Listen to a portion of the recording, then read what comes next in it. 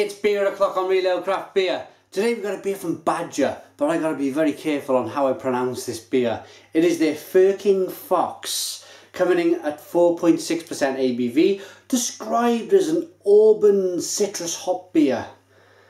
There's the label. There's the Badger Ale's bottle cap. Let's get this beer out into a glass and see what we get. And I forgot to mention, Badger, they have really nice pubs and bars and restaurants.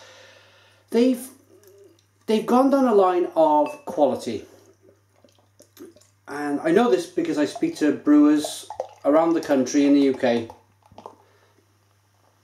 and some of these brewers want to follow Badger's kind of business model. They want to go along the lines of perhaps moving away from the working man's clubs. That's where a lot of these regional breweries were, probably back in the 50s, 60s and 70s. And I've noticed now that a lot of them are kind of selling a lot of these working man's clubs. Or they certainly are in Wales. And they're going into the more premium end of restaurant and good beer. Now, I visited one of these pubs in Salisbury. I think it was called the New Inn. It was a Badger pub, and what a fantastic place it was. It was New Inn Salisbury in England. It's a very old place. It was the first designed town on paper, a bit like Milton Keynes, where it was kind of everything was square in Milton Keynes. And I've never been to Milton Keynes, so I'm not going to try and describe it to you.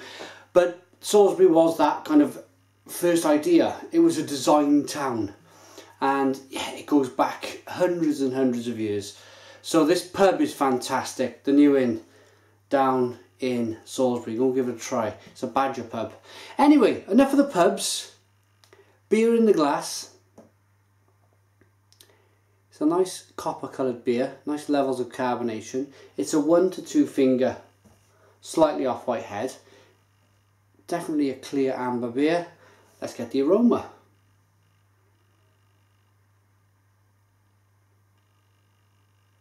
And it just screams malt at you. Toffee, biscuit, a little bit of citrus.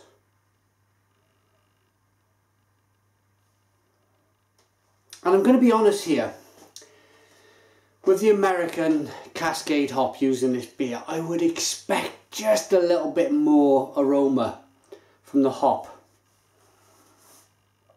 I want a bit more grapefruit, I want a bit more lemon, I want a bit more zest. It's a predominantly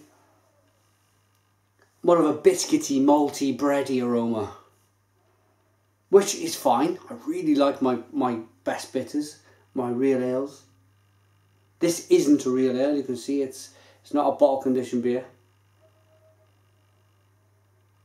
Let's dive in. Cheers.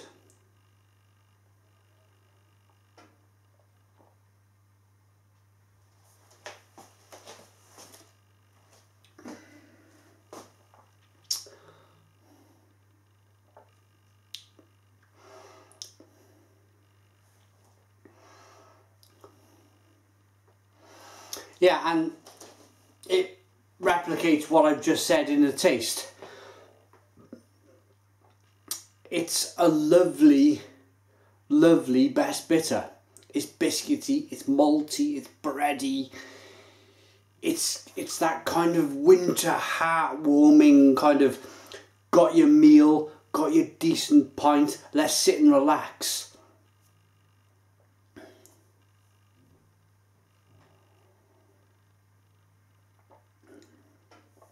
There's a nice roasted burnt quality to the malt. It's very chewy. It's a very chewy beer. I really like it. I really like it. I just wish I didn't read the label before I reviewed the beer. If I just cracked the beer open and got on with the review, without reading the label, I would probably give this beer an 8 or a 9 out of 10. it really is a shining example of a best bitter. But really nowhere in the taste can I see that American hop, that Cascade hop. I can't get it at all.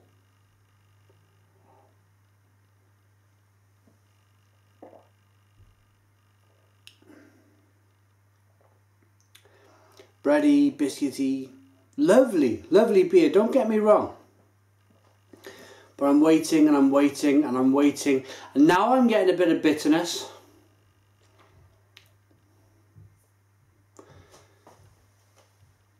But there's no grapefruits, there's no lemon, there's no orange peel, there's none of that. Cascade hop. There's another hop that they've used here. Soleil.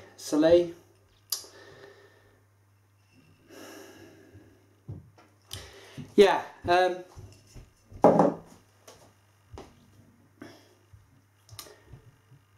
With it being an Auburn beer, they're saying it's an Auburn beer, but then they put citrus hop beer.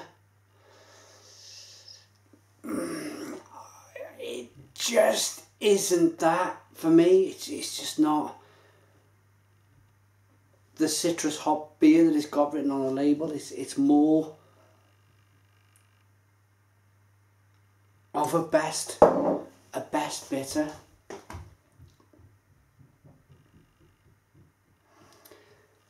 I don't want to repeat myself too much because you're going to be thinking, oh my God, he's just going over the same thing and the same thing. But I want to reiterate, I want to make sure that you understand me in what I'm saying, in that if I didn't read the label, if this was a blind taste test, then this would be an absolutely magnificent example of a best bitter. They've got all of them boxes ticked.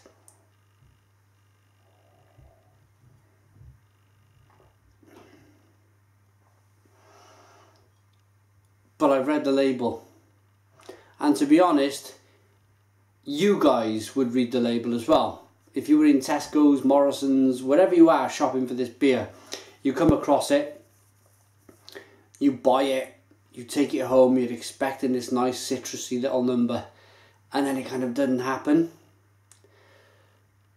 then you're probably not going to buy it again. And this is the point of me reviewing this beer. This is the point of my reviews, is to come across to the public and to come across to the breweries and to give them my honest opinion and my honest thoughts. Because occasionally I get breweries even changing their recipes. I don't mind naming names, Lacon's or Lacon's Ales, they've just brought out their beer. They're going to change their pale ale off the back of my review. They're gonna change the label. They're gonna do a little bit more with the beer, and that's fine. I don't want to sound like I'm standing here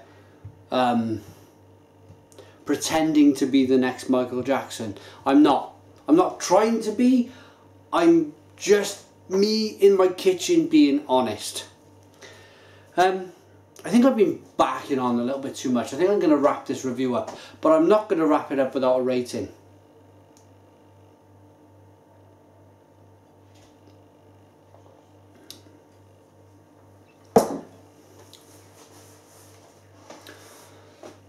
I would love to give this beer a 9 out of 10 for being an absolutely wonderful best bitter, but I can't.